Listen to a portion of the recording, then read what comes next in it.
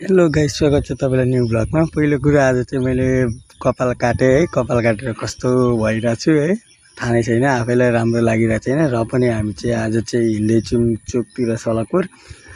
आज चाहिँ हिँड्नेको गन्तव्य चाहिँ खासमा पानीपुरी खानलाई हिँडेको। पानीपुरी खानलाई यत्रो टाढा पुगिरहनु परेको छ चोकसम्म। त्यही भएर हामी चाहिँ चोकको मजा लिँदै शीतल हुँदै हामी पानीपुरी पिरो खान जाँदैछौँ है। पिरो अमिलो सबै। अब हामी चाहिँ जाँदैछौँ कन्टिन्यू नै। अब हामी चाहिँ सलकपुरबाट अलिकति भित्र छिरेर पानीपुरी ठेला जानेछौँ। त्यहाँबाट हजुरबाको यहाँ चाहिँ नुहाउँदैछन् जो गर्मीमा। अब यस्तै छ गाउँमा, यस्तै चोकमा रमाइलो।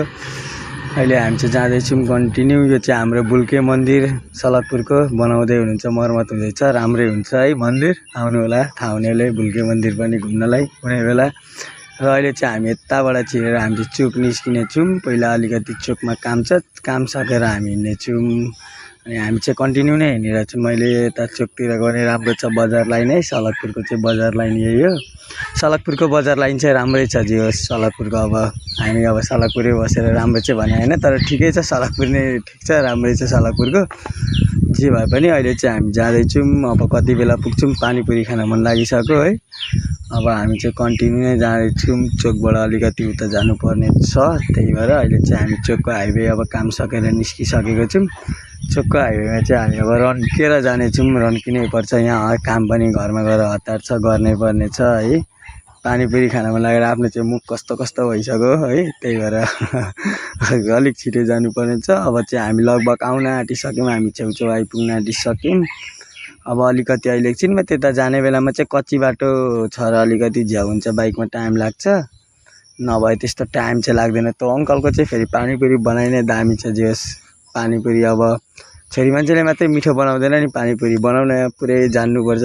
पुरै छोरा मान्छेले पनि बनाउन जानिहाल्छ। अब हामी कच्ची बाटो पनि निस्किसक्यौँ। अब यहाँ लगभग पानीपुरी ठेलामा पनि आइपुग्यौँ। अब हामी यहाँ अङ्कलको ठेला हेर्नेछौँ, पहिला कसरी बनाउनुहुन्छ अलिकति हेर्नेछौँ।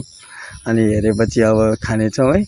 अब हतार भइसक्यो, बनाएर कति बेला दिनुहुन्छ। राउन्डमा चाहिँ अब दुईजना छौँ।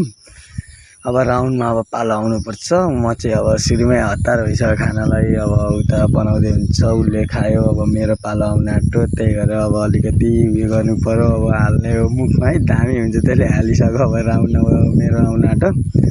सो अब राउन्डमा चाहिँ अब बसेपछि हान्नु परिगयो। एउटा चाहिँ सुरु स्वादले नै थाहा पाइन्छ अङ्कलको हातको स्वाद है। एउटा खाएर चाखेर जानु दामी छ है। पानीपुरी चाहिँ नुनिलो अमिलो सब छ, च्वाक छ। अब के भन्नु, दामी छ पानीपुरी। अब पानीपुरी साथ अब सबैले अब राम्रै हुनु पर्यो। पानीपुरी खाने जति पानीपुरी लभरहरूलाई त अब